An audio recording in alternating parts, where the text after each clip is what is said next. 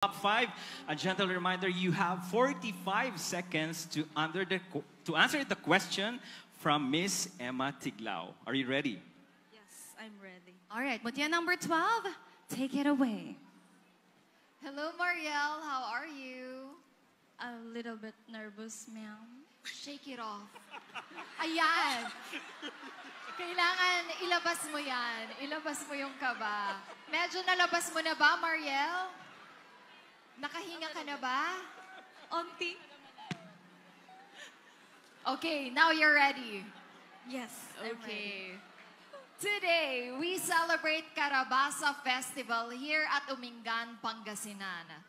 Like the Carabasa that grows strong and nourishes many, how do you plan to grow as an individual who will nourish the dreams of the beautiful people of Umingan? Again, like the Carabasa that grows strong and nourishes many, how do you plan to grow as an individual who will nourish the dreams of the people of Umingan?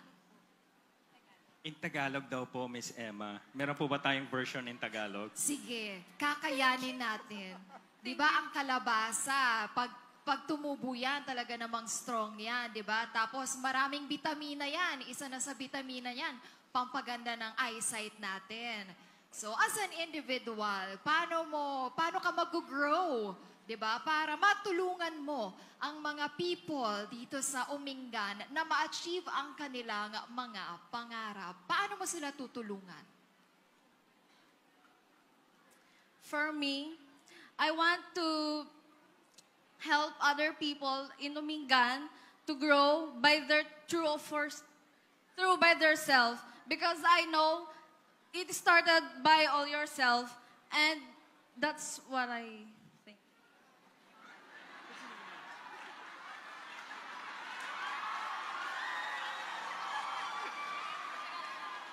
Tatagalog ko na lang.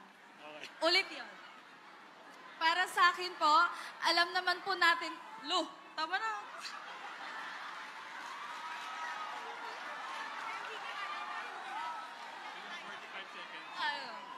Eto na, last na to. Yun na, ayoko na. Oh, sige po. I'm sorry, candidate number 12. 45 seconds is now up.